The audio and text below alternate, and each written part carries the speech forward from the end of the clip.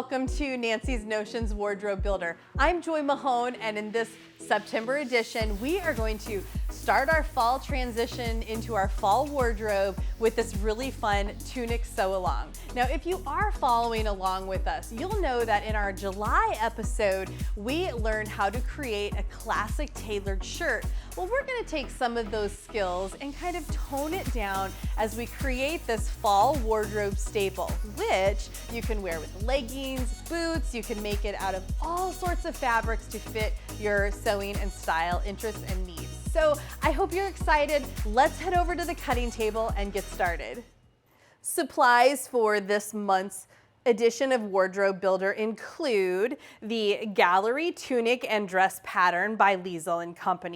You're going to want to pick out your favorite Wardrobe Builder fabric. We will be sewing in some very fun prints that are available on the website. I'm wearing one of mine here. You're going to want to make sure you've got your magic pins, some fusible interfacing or sew-in interfacing, your favorite Mettler thread, and a marking utensil along with your scissors and your hemming guide. Well, you're going to be pleasantly surprised with the pattern that we are featuring because it really is true to size. You're going to want to flip over your pattern guide and you're going to take your body measurement and you're going to choose your full bust and waist or hip size, and then the finished garment measurements are listed there as well. There is ease in this pattern, so you'll find that the finished garment does measure significantly larger than the body measurements. And as I mentioned, it very much is true to size.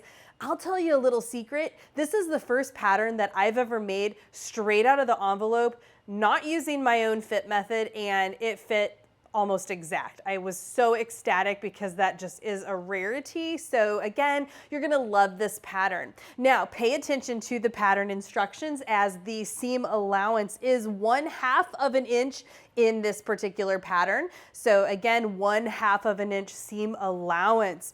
We are gonna be marking a few areas on our pattern, and I found that I pretty much stuck to using a marking pencil rather than my roller for this particular pattern, as the areas that we are going to mark include the dots for the opening on the side seam, because the hem has a little bit of a vent on it. And then of course there are some dots on the collar. Your pattern pieces include the front and back of the tunic. We have a sleeve pattern over here, and then simply your placket, which is like a facing for the front where the opening is, and then you have a choice of 2 collars in this pattern. So you're going to want to select your collar based on either view A or view B. I will be sewing view A, which actually has the fold over collar. Well, prep your pattern, get your fabric. It's a pretty easy layout, so I'm not going to take the time to show you how to lay out your pattern pieces on the fabric for this one. The best thing I can tell you though is flip your fabric so that it's right sides together. That way you'll be able to put your dots right on the back side and you'll be ready to go. Well, let's get these pieces cut out and we are ready to sew our gallery tunic. Let's take a quick minute and talk about fit of this pattern. Now, this particular tunic design really has a generic fit to it, and there are no fitting elements in it. That means there are no darts or seams to sew within the front or back of the garment. There will be a seam at the side, of course, but there's no fitting dart in the front. Now, depending on the fabric that you're using, it may be completely fine to omit that fitting element. But if you have a fabric that does have a little more body to it or structure, or if you want your garment to hang a little less drapey and a little more tailored, if we want to describe it that way, then we may want to add a fitting dart. Your pattern instructions do give you a guide on doing a full bust adjustment. I typically never do full bust adjustments due to how I approach fitting the patterns by measuring from your shoulder to your apex and adjusting for that length, and then of course measuring in the lower area and then doing the width because you absorb that adjustment within the entire area of the bust. But even my fit method I don't think is really necessary on this particular type of design due to the kind of general nature of the fit and the easy shape of the pattern. However, when you make make this garment, I always recommend making a muslin fitting sample. And this one's really easy. You're gonna simply cut your pattern out of muslin and you're gonna sew it together at the shoulders, and at the side seam, I would just baste it. Of course, you are gonna wanna make sure that you don't need to add any additional width prior to doing that based on the size that you select. What you might find in the muslin is that indeed you may need to pin a bust fitting dart in this area. So what you're gonna do is you're gonna look for the area on your body that fits the bust point, which would be the forwardmost point on the front of your body. And you'll notice that I just kind of allocated space for that here. We know that this bust point on the body falls approximately straight down from the middle of the shoulder or within a range, and it's below the arm's eye or the arm opening, about an inch and a half or so. You can kind of draw a line over, and there's going to be an intersecting area if you're placing this on the pattern. But when you place this on your body, just look for that forwardmost point, and from there you will be able to take some pins and pin out a dart. Now I'm just going to trace in a mock dart here so you have an idea of what it might look like.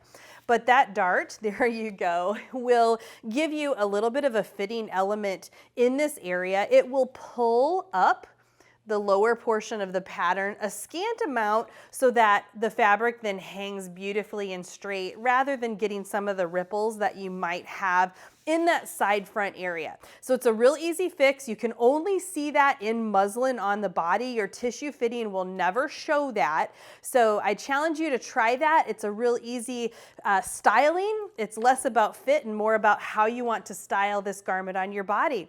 So remember that, try it out, do a quick muslin fit sample. The great thing is once you pin fit that muslin, that will be a polished muslin pattern that you can use over and over again. All right, well, let's take a look at how we're gonna prep our pieces before we hit the sewing machine. Well, we're gonna take a moment to do any final prep work on our pattern pieces before we go to sew them.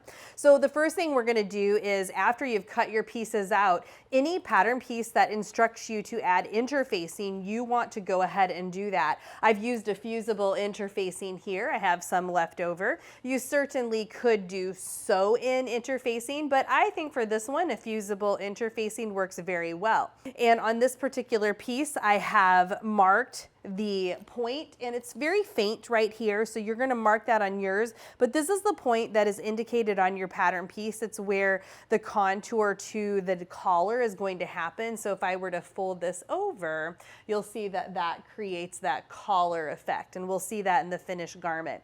I also took a pencil and I traced in my stitching line, and that's a great little trick if you have any sort of odd contour to a pattern. It's not going to show on the outside, so whatever marking utensil you use, it's okay to trace out your stitching line. All right, the corresponding collar piece does not have interfacing, but what it does have is a turned under edge. So you'll see that I've basted that and then turned that under and pressed it. So that is all ready to go. Okay, this is the placket, and we're gonna take a little closer look at this in just a minute. So I'm gonna set that aside, but I wanna point out that I do have the interfacing attached.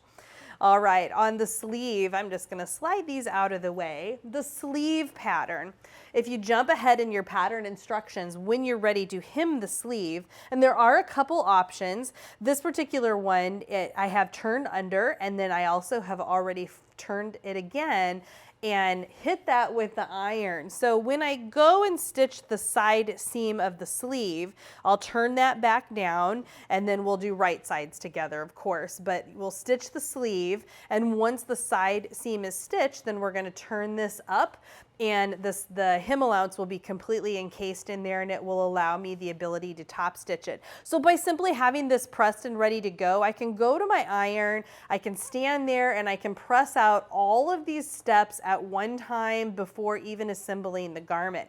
Let's set our sleeve aside. The back pattern piece is cut on the fold, and I want to just point out that there is a reference line on the back pattern piece where you are going to stitch down.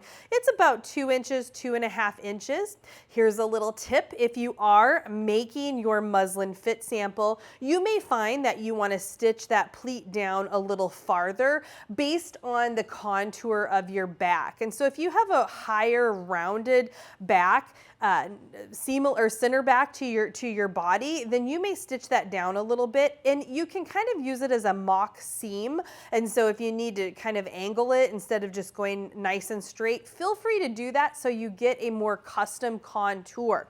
Now once that is stitched, and I have already gone in and stitched mine, if we look real closely here, you'll see that there's a pleat sticking up. I'm going to stick my finger in there. See the little opening, and now I'm going to kind of press it flat. And what happens is when I do that, there's an equal amount on either side distributed so that it forms the pleat. I'll hold that there. And this fabric, because it's got a beautiful print to it, you're not going to see all of these details very distinctively in the finished garment. And that's not a bad thing. If you're new to sewing, prints can certainly camouflage some of your mistakes or your learning curve, what we'd like to call them. But sometimes you don't necessarily need for your fitting elements or these pleats or darts or things to be very obvious. They can just kind of disappear into the fabric, and you can enjoy the beauty of the fabric, which on this particular one, it's very, very fun. It's going to look great with some leggings. You can certainly style this in many different ways. So have fun with it. But that pleat, again, customize the contour of that pleat. Also, very, very important, make sure that you don't mix up the front and back of the tunic. They look very similar. The shape of the neckline is going to be your giveaway. The higher closed neckline is for the back of the garment. And if you don't have the pleat stitched, it would be very easy to mix it up, or it would be very easy to accidentally put the pleat on the front of the garment. Let's take a look at the front. And there's not a whole lot that we need to do to prep the front. Notice the little deeper neckline. The big thing we want to do on the front is I actually on the fashion side of the garment have placed a chalk line right down the center front. Remember, we cut this on the fold, so I just simply took my chalk and using a ruler, I drew a line all the way down, because when we do the facing, or the placket I should say, it's kind of a facing, and we're going to cut this open, it's very important that that is right down the center front. So if you look real closely, you can see my chalk line. The last thing that I've done to prepare my pieces is that I have done a stay stitching around the neckline. There is some bias there because there is contour, and although this is a fairly stable cotton fabric and it's play, this sews beautifully. You have to try it. But even though it's fairly stable, we're on the bias and we don't want this to stretch out. Otherwise, you're going to have a collar that is kind of ripply around the neckline. So stay stitching there, which is just a row of stitching about 3/8 of an inch from the edge. And you can leave the stay stitching in there, or once the collar is attached, you can pull it back out. But that is what we're going to do to prep our pieces. All right, well, we want to take a moment and look at the front placket or the front facing piece of this design. We know that this whole opening really is the focal point of the tunic, and so we want to make sure that we get it just right. So you'll notice here that this is the front or the right side of the fabric. We're going to flip this over, and you'll see that I have some lines traced on here. I had them traced on the front side as well, but when we place this on the actual tunic, we're going to place it right side down. So the interface side is going to be facing up. This is the inside or the wrong side, the back side, whatever you want to call it. This is just really important that you do this correctly. If you're like me, I'm very visual, and so sometimes reading pattern instructions can be a little vague. And so I want to just point out that this is the most important part of your pattern instructions in this design. So what we have is we have a line drawn on here, and I used pencil so that you can see it a little darker than my chalk, right down the center front, okay? Now you can fold it in half, you can press and then open it up, and then you'll be able to draw that right down the center. Additionally, if you're following the template that came along with your pattern, you are gonna have a line on either side. It measures 1/2 of an inch out, so you can simply take a ruler, measure 1/2 of an inch out, and trace down on either side. The next part is very important. On your template, there is a line, also 1/2 of an inch from the edge, across the bottom. Now look very carefully at where that line stops. That line goes not through to the first one, but it goes to the center. Now what we're gonna do is we're gonna cut on that line to the center line and make sure that you are on the wrong side of your fabric. And then I'm gonna clip up.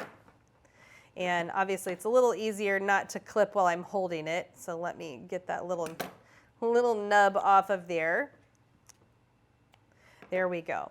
So look very carefully at what this looks like. So you have a shorter side that goes to the center front, and then you have the longer piece. This is very important to the formation of the placket on the front. All right, well, now that we've kind of seen that, the next thing that we want to do is we can finish off the edge, and it's just the curved edge. You don't need to do anything to the bottom. That will be finished in the order of assembly.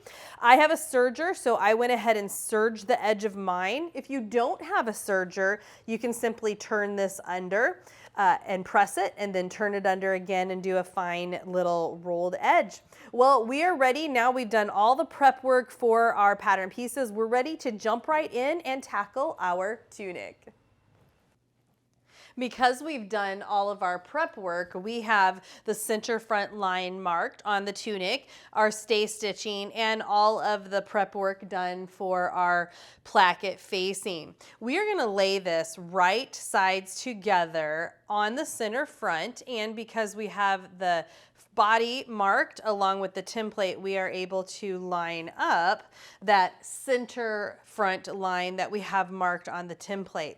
Now I'm going to take a couple pins, and you can mark either side or you can mark right down the center front, whichever makes sense for you. But we do want to anchor this in place so that there's no shifting. All right, now we want to make sure that as we're sewing this, we are now going to stitch not down the center front. We are going to stitch down either side. So we're going to stitch on top of those two lines that are each 1/2 of an inch on either side of the center front line.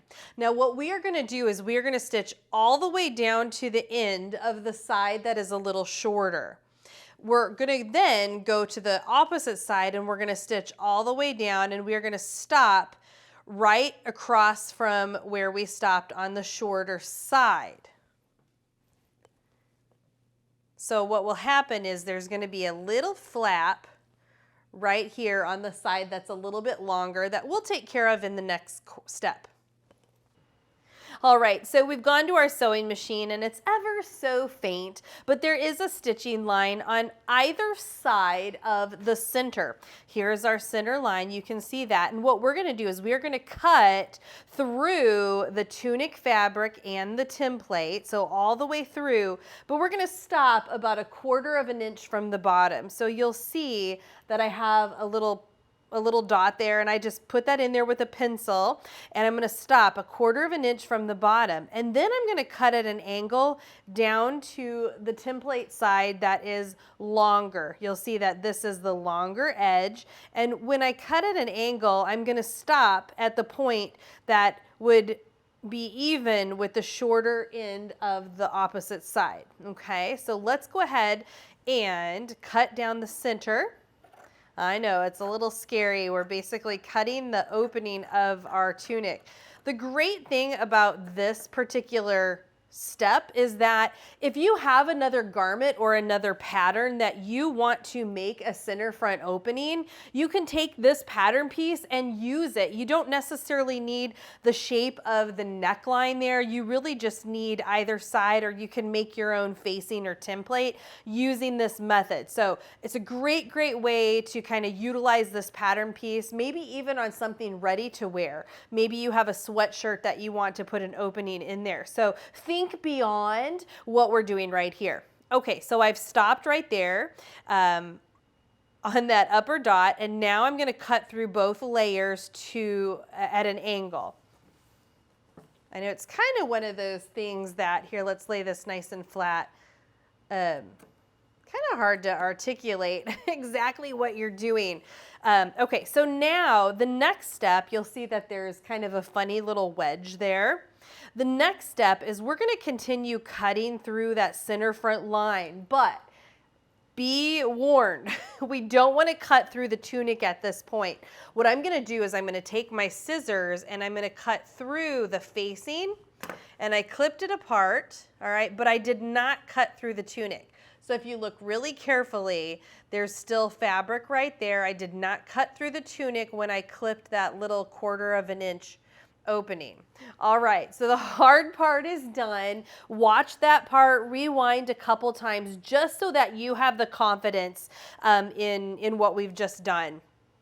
I know it's a little scary, but the next thing we're going to do is we're going to take this end that's a little longer and we're going to turn it under about 1/4 of an inch, and then we're going to turn it under again, and then you can take that to your sewing machine and stitch it, or you can hold or just simply press it, and then that will be stitched down once we turn this to the inside. So I'm going to go to my iron, press that, and then we're going to come back and finish this up. All right, you will see that that folded edge is even with the shorter edge or the unfinished side of the placket. Now, it may look a little shorter because that red is blending, but if I put my hand under here, you will see that the edge of that is even.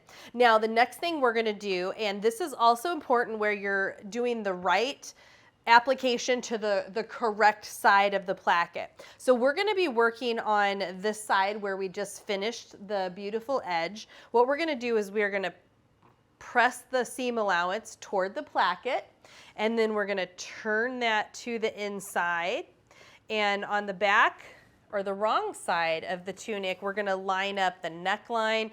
We're going to press this down, and then what we're going to do is we're going to take our chalk and we're going to draw a line. So let me open my drawer here and grab a piece of chalk.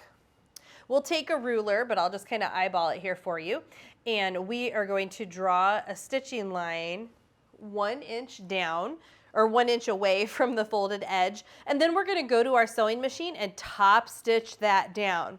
When you top stitch that, you'll notice that at this point the rest of the placket or the facing is not attached to the garment, so you can just use a couple pins in the neckline, or you can baste it down. It's not going to hurt anything if you want to baste around that part as well. So let's hit the iron, let's press that and come back with this top stitch down, and then we're going to take care of the opposite side of our placket facing.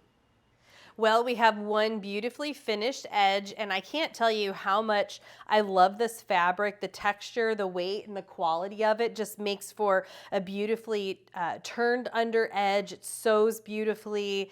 It's very lovely. So we have one finished edge and one unfinished side. So we are now going to take the unfinished side and we're going to do the same thing. We're going to fold the seam allowance or fold the placket one direction and press it, and then we're going to be able to turn it under. Well, let's press it first, because as we turn it under, there's one little step that we want to do, because we are going to form a pleat right down the center front, and you are going to be pleasantly surprised at this pleat that forms. Now, team member Audra and I always talk about our projects as we're sewing them, and we evaluate the patterns, and we both were a little skeptical about the pleat down the center front because that's not typically an area where most people want excess fabric. But we both came to the same conclusion that we absolutely love how this hangs on the body, and I commented that as this pleat forms, it's deep enough so that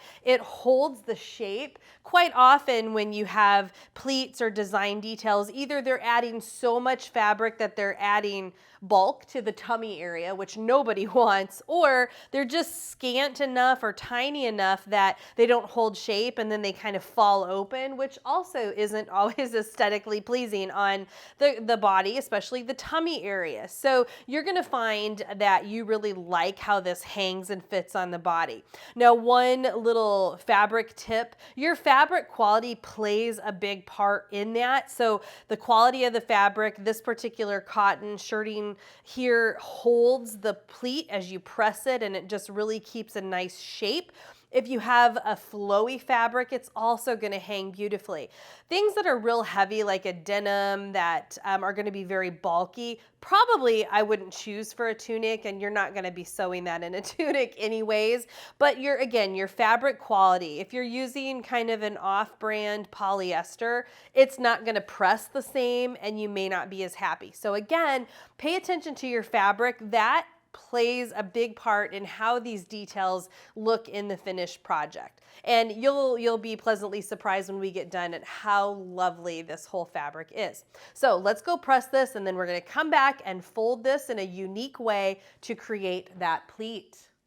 Well, we have some beautiful top stitching down either side of the placket, and we have a funny little gap right here in the center. So the last step in creating this front opening is to create that pleat. Now, the pattern instructions show you a way that you can fold your fabric, the left and right side down, and you can certainly follow that. I also find that if I'm looking at the fabric from the fashion side or the right side, it starts to naturally form the pleat because we didn't clip all the way through on that unfinished side. So if you remember the wearer's left side, so if this is on my body, this would be the left side, has that finished edge on the inside. Let me put my hand under that so you can see it. So that's the finished edge, and it is going to conceal the unfinished edge from this side. So what was going to happen is you can actually just take this and overlap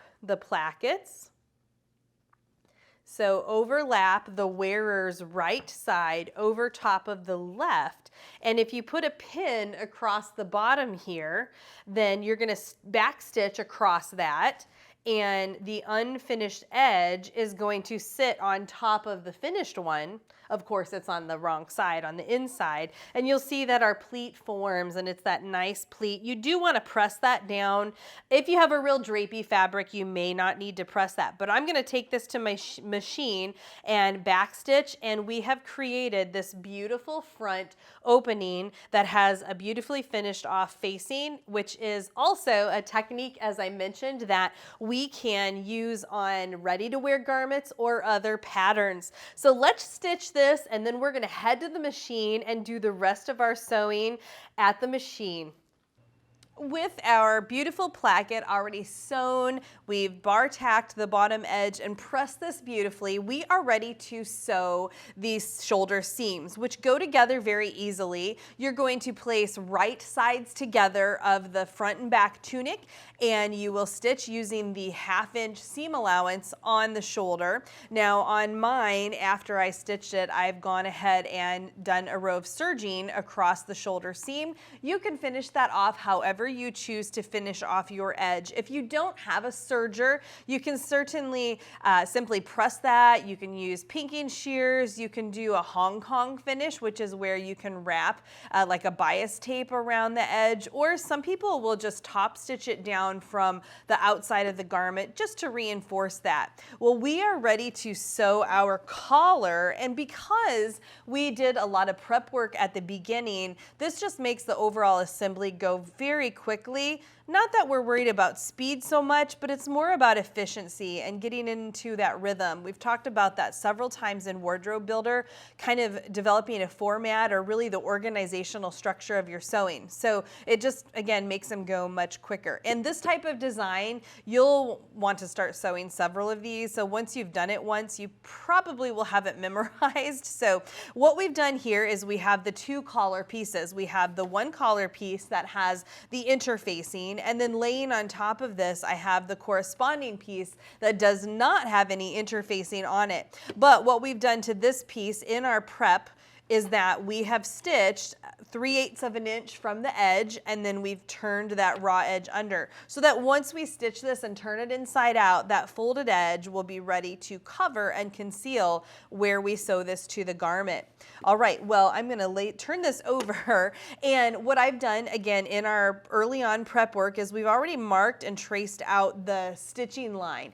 And there is a little bit of a contour, kind of has a letter P shape. So there's a hump right here that comes to a point, and then you're gonna have that on either side because this is where it's going to attach to the collar. You have a mock collar band here, and then of course the point of the collar tip that's gonna fold over. You really do want these to be symmetrical from left and right, and there's not really any guesswork. Don't feel bad, and I do this. I just always go in and trace my stitching line, and I'm a seasoned sewist, but there's nothing magic about it. I just mark that, and it's consistent from left to right. I don't need to do any special tricks. So we're gonna go ahead and stitch all the way around this, and then we'll turn our collar inside out.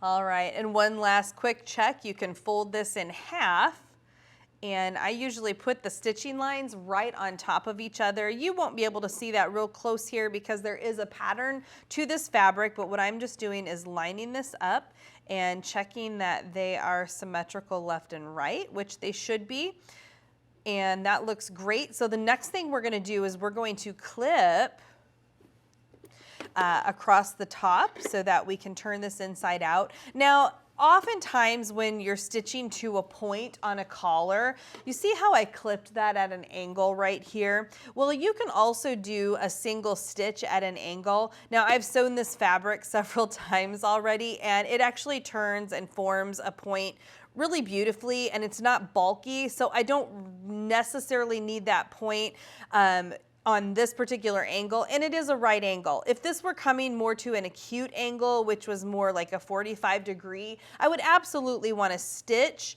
stop, do a single stitch at an angle, and then continue. And that way there's just a tiny little pocket for the seam allowance and the fabric to fill in. But again, we don't need that. So I'm gonna trim this down.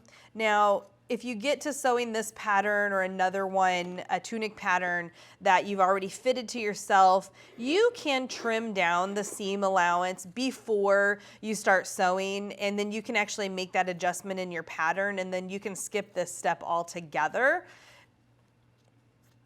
It's really kind of personal preference and up to you. You're gonna clip it off one way or another. All right, and then we're gonna clip to that little hump that we were pointing out. We're gonna just clip right to, but not through this area. And we are now ready to turn this inside out. You can use a point turner. As I mentioned, this kind of, it really actually, the body and shape of this is just beautiful. So I just take the point of my scissors and just ever so carefully kind of just poke it in there a little bit.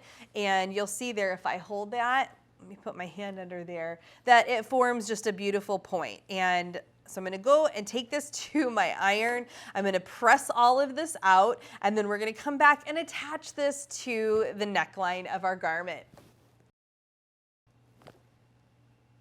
With our beautifully pressed collar, we are now ready to attach this to the neck band. You will have one side of the collar that is a little longer than the other that has the interfacing on it, and then of course the folded edge. So as we pin, we want to make sure we're not catching this folded edge. So I'm going to kind of show you here as we pin this on the garment, we'll be pinning right sides together, the interfaced edge to that neckline, again keeping this out of the way. So I'm going to fold this in half and find the center back of the collar. So usually I just kind of fold that in half, and then I take a nice piece of sharp chalk and put that right there, rub it against my finger for some pressure, and then it's going to give me the location of the center of the collar. And our tunic has a pleat on the back, so that's a great reference. We're going to line, again, right sides together. We're going to line that up. There's always a little bit of bias because the collar has a contour or a curve, so it is inherently a little bit off grain. Remember that we applied stay stitching to the collar edge, so as the collar stretches, that is going to stabilize it to a certain extent. I mean, we could certainly pull very hard and really skew this. You don't want to do that because it would then cause a ripply effect, and it's not going to lay as nice on the body. All right, well, what we're going to do next is I like to line up my notch with the shoulder seam. So there's a tiny notch on our collar. It should line up beautifully with the seam line on the shoulder.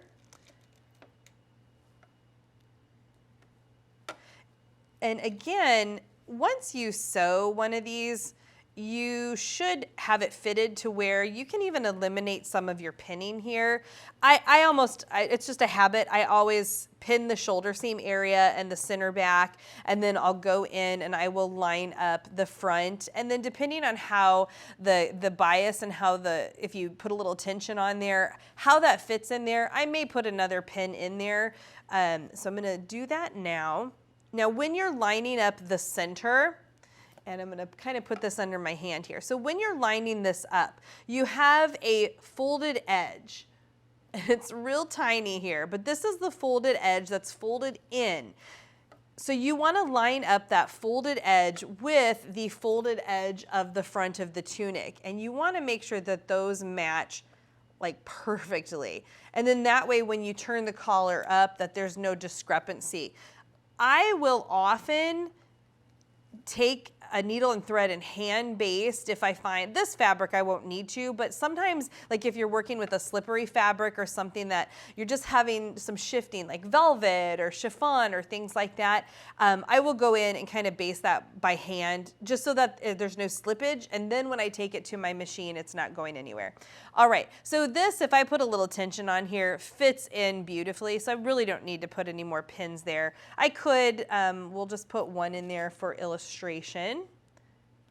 Some collar patterns, depending on what patterns you're working with, the collar will be a little bit shorter than the area that you're inserting it into. And that really depends on the pattern designer, the pattern grader. I know when I drape patterns and I do them three-dimensionally on a mannequin, I can intentionally make the collar smaller so that it really hugs the neck. But when you do that, you have to pay very close attention when you're stitching them. So you might clip your seam allowance a little bit so that there's a little more give. So just it's a little tip when you're sewing other patterns, because this is going to look like it goes in here easily. The pattern grading is really great, and so it lines up beautifully, and I've sewn this several times now, so I don't have to worry about that with this pattern.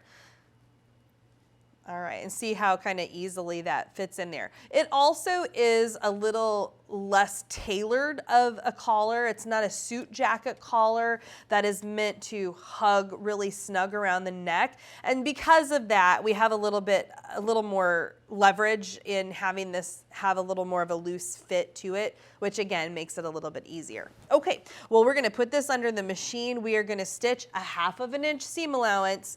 And I think I'm going to shift my pin here vertically. so I can reach it once I put the needle down. So once I put the needle down on the machine, then I'm going to remove this very first pin because it is in kind of an awkward spot. And we'll position everything there, line that up, and we'll stitch around the collar. Don't forget to backstitch on the beginning and the end because there is going to be some tension on the collar point there where it is attached. So you do need to tie that off. And again, as I mentioned, you can base this whole entire thing on first and then go back and sew it.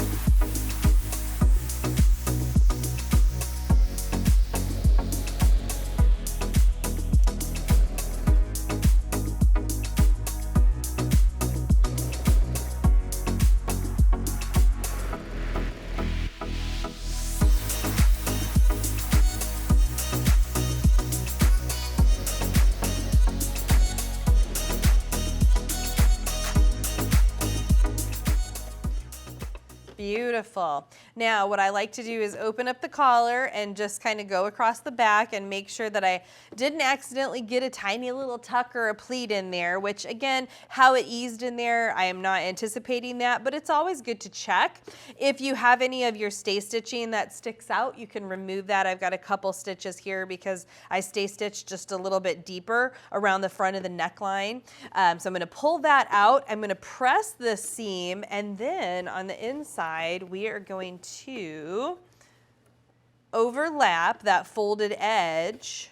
See if we can't smooth this out here. We're going to overlap that folded edge onto the seam allowance after I press it. I'm going to pin that, and then I'm going to top stitch that from the outside. So let's go to the iron. Let's press everything. We're going to come back and we're going to stitch across the top. Our collar will be done, and then we'll be ready to attach our sleeves. We are so close to this tunic. I can't wait for you to see what this looks like when it's done.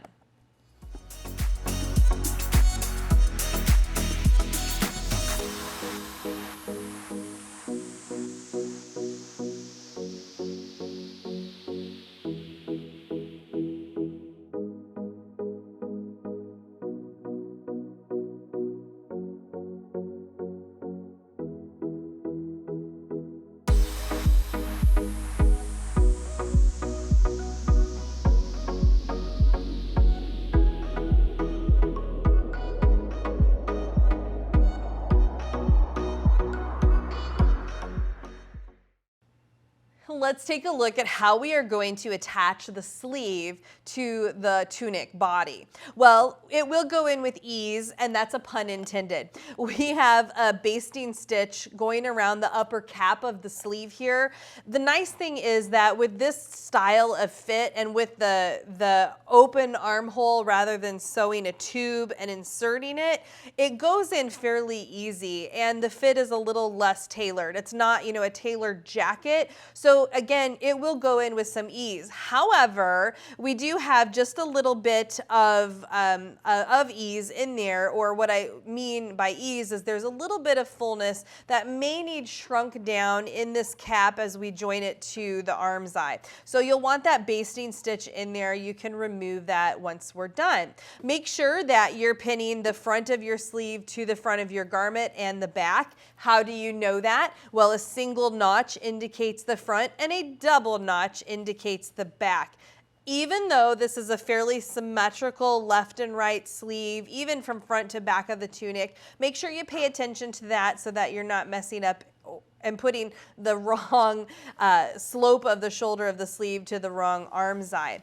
All right, well, before we pin that into the arm's eye, I want to point out that in the prep work for our sleeve, we did already turn under the hem allowance, and we've got a pressed fold there. So keep in mind that it's a little easier to do all of these things before you're joining the pieces together. So having this already pressed is going to help us. Not that it's going to be that difficult, but then we're not having to fold this while it's attached to the tunic. So keep that in mind. Our bottom edge has been turned under and pressed 3/8 of an inch, because then we're going to additionally turn that under, and we will be top stitching that, but only after we sew the side seams. So our sleeve is ready. I'm going to make sure that as we do right sides together, I'm going to use the shoulder seam as a reference point, and there you can kind of see there's our beautiful collar. I love the placement of this motif on the upper shoulder. It's going to pull that teal color. Little side note there. I can't tell you how excited I am for you to see this. It's such a great fabric. Okay, lots and lots of color. I know that isn't as important to the sleeve right now, but you know, when you're sewing and you really enjoy the fabrics that you're working with, and there's excitement in getting it completely sewn and finished, there is that excitement, and it just helps with the enjoyment. All right, well, I'm gonna fold my sleeve in half and just double check my, yep, and I've got a little, there is a little notch that I had marked on there. So we're gonna line that up with the shoulder seam. Don't forget, we're using 1/2 inch seam allowance. So what I'm gonna do here is I'm gonna put a pin at the point where the center of the sleeve matches that shoulder point, because I don't want any shifting from front to back. Even on this type of garment sewing, a lot of patterns will have you just line up, and that's what we're gonna do. We're just gonna basically line up the edges and stitch around. But because this is a cotton, it's not a knit, there is some bias in here, so it's gonna fit in beautifully, but nobody likes to redo their work either. So I am going to put a pin at the bottom edge, and maybe 1 or 2 in between, just so that it lines up beautifully. And even if I kind of do this and pull it, you'll see that even when you're cutting yours, if you're using this fabric, you'll see that it eases in just beautifully. There is a notch on the sleeve that matches with the notch on the arm side. So I'm gonna put a pin there, and these line up just beautifully. So that's really, I think, about all I need, just to make sure that there's no shifting.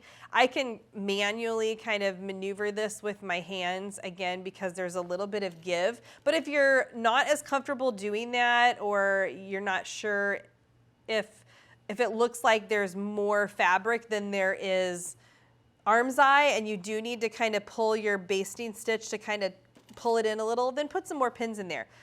And a lot of times what I will do is just pin, let me grab I stuck my pin underneath one of the threads, and you'll see I just kind of stuck it in there and pulled a little, and it just inched that in just a little. Now, we don't want any gathers showing on the sleeve. That's not the intent. So you want to kind of just spread those out. There's just a little bit of tension on that stitching line that is holding that ease in. And again, if I put another pin there, it's just going to go in beautifully. So let's match up the end of the other side. And you'll see even here, as I'm kind of fiddling with it, this is a great example we've talked about in Wardrobe Builder, and I've talked a lot about component sewing, and that's anytime you can do something to a pattern piece before you join it to another, because as you see here, I'm joining the sleeve, but I also have to kind of continually move out the rest of the garment so that I don't catch that in here. So you can see why, you know, prepping your hem, or sewing on a pocket, or doing something to a pattern piece, sewing a placket on a sleeve like we did in our July edition when we did our men's shirt. Sewing all of that first just gets those sort of things out of the way, so then you can do these bigger operations of joining them together. All right, there's always something to learn in sewing.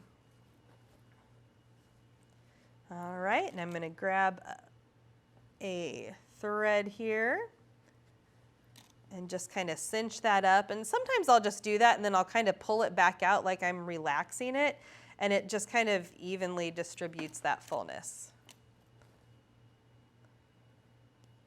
All right. And I think you find that as you use better fabrics, and if you're doing fine sewing and fine, I hate to say tailoring, because sometimes we think of that as being very complex, but fine sewing or better fabrics, you're going to want to pin that, and you're going to want to make sure that your precision is there. Okay, well, we're gonna line this up and stitch all the way around.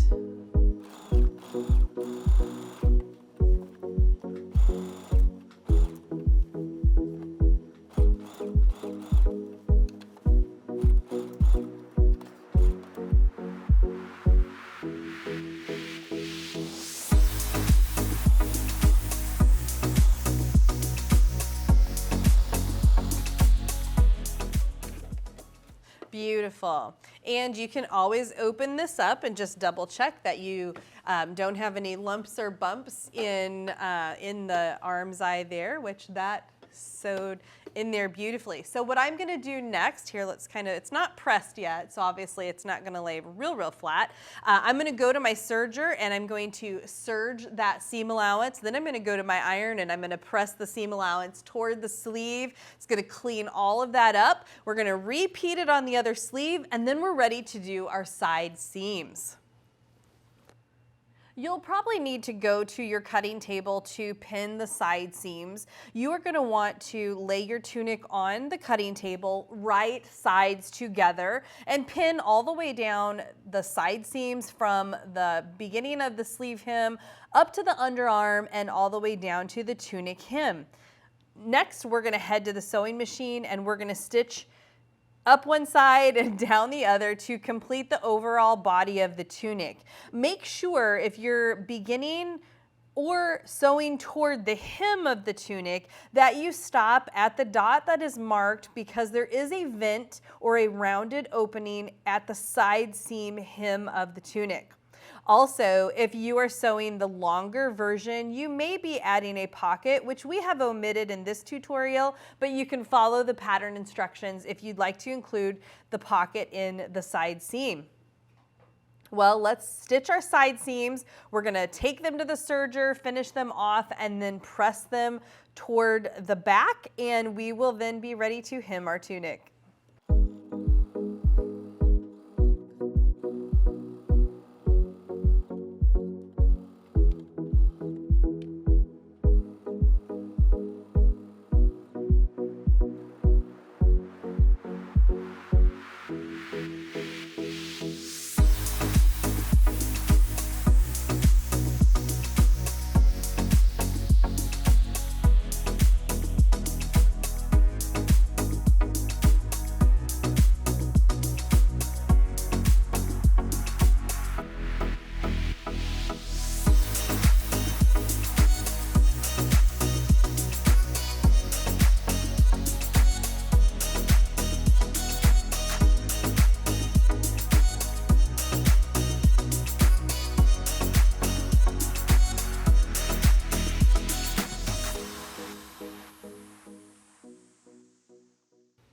What a beautiful sleeve. Well, it is time for some finishing touches. We are going to hem the sleeve and the lower edge and our tunic will be complete. So I'm actually going to take the attachment off of my machine and use the free arm. There are, of course, a few different ways that you can insert your sleeve into the machine to stitch it. One way would be to fold everything, and I'm just going to kind of show you, and this would be working from the inside out. And so what you're doing is you would be sewing in this fashion, kind of in a tube, and you're going to pretend that your arm is inside the sleeve. So as you're sewing, you're making sure that you're only going through one edge. Or since we have this one folded already and it's pressed and ready to go, it fits on the free arm of my machine just beautifully. So depending on how you have your sewing table set up may or may not determine how you place this on the machine. So I'm going to double check here. I pressed my side seam open, and so I have one little spot where that edge was unpressed. So because I have that turned under, I actually can just place this on the machine, and using the guides that are on here, I'm going to start at that center seam, and I'm able to hem this by just going all the way around. You really don't even need to press it.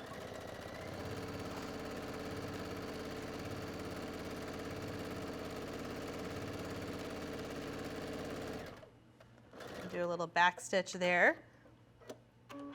And if you'd like, you can do an additional stitch a bit above or below.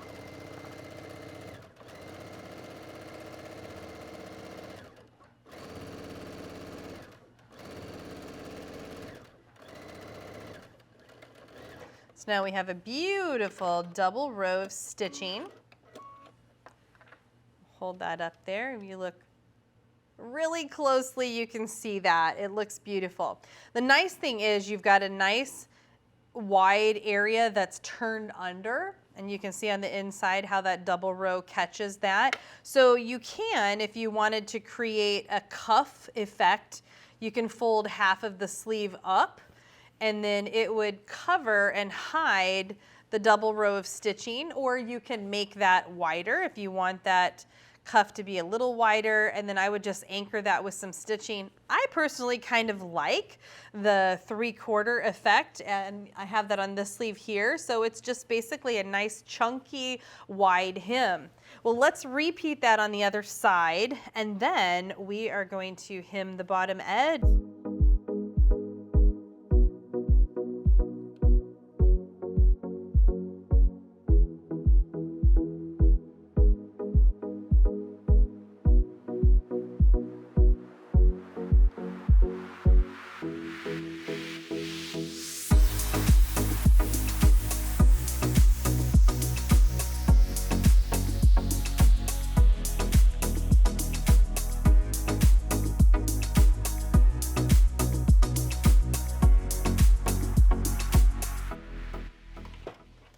All right, well, I'm gonna put my attachment back on. I've not been using my extension table for the tunic today. It is a larger garment, so if you have an extension table, you can certainly put that on there.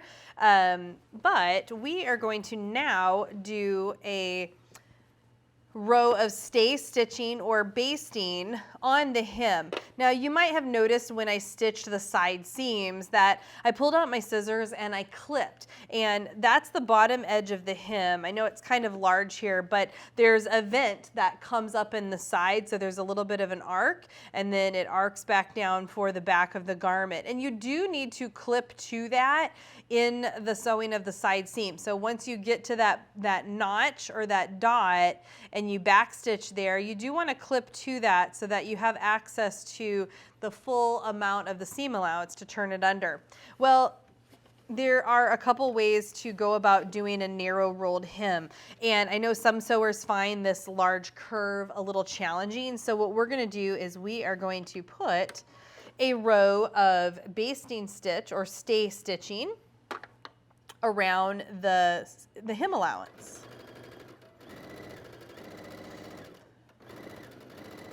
You can mark this with chalk if you need to, but the nice thing about this stay stitching is it's going to give you a place where you can roll the fabric, and it kind of holds everything in place.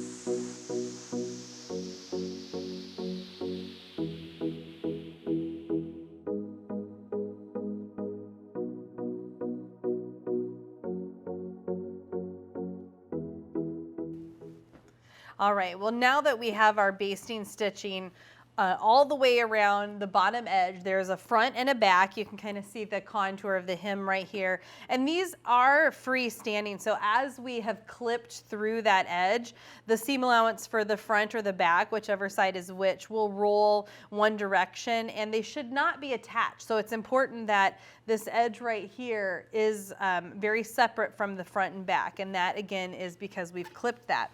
Well, the next thing we're going to do is we are going to do a narrow rolled hem, and what that is you're going to fold the seam allowance in toward that stitching, and then you're going to fold it again on that stitching, causing the stitching to be the edge of the fold. So let's say that again, because there are a couple ways that we can kind of say that, and I know adding the line of stitching adds an additional element. Basically what we're doing is we're folding the edge once, about 1/4 of an inch, and then we're gonna fold it under again, another 1/4 of an inch.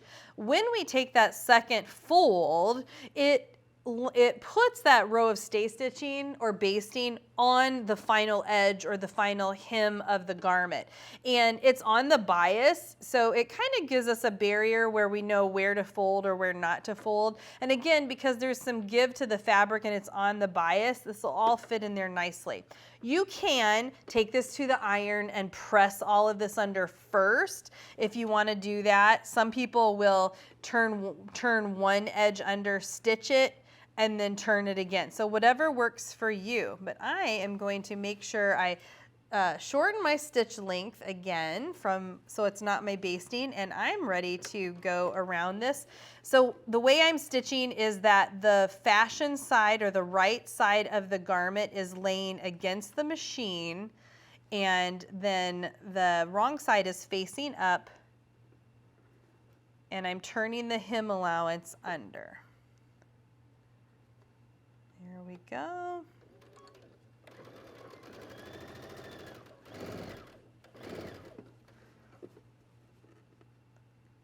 And I am tugging just a little bit, using some of the stretch so that I can get around that contour of the hem.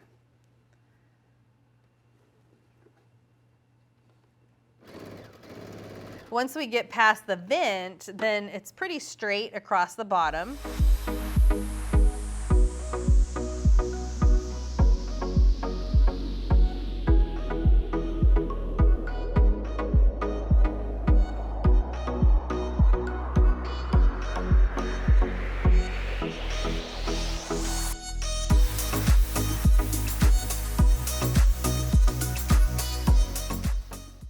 Well, we've gone around one side, and it will need pressed, but you'll see that there is a beautiful arc to that vent. There's a little thread there to clip. And we're going to go ahead and repeat this down the other side. We will press our hem, and our tunic will be complete.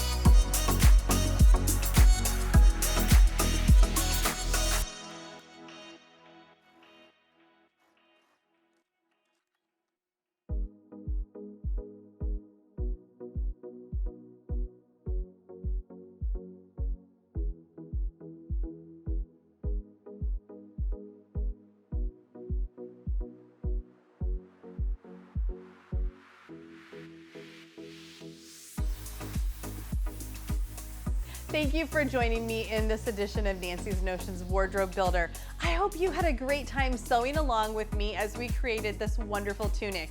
Don't you love this fabric? You know, the design and the sewing doesn't stop here. This design can be pajamas. You can dress it up, dress it down, make it out of lace, knit, whatever your style, make it you. And share your successes in the comments below. Well, don't forget to like and subscribe so that you are notified every time a new video is available in Wardrobe Builder. Thanks so much, and we'll see you in another episode.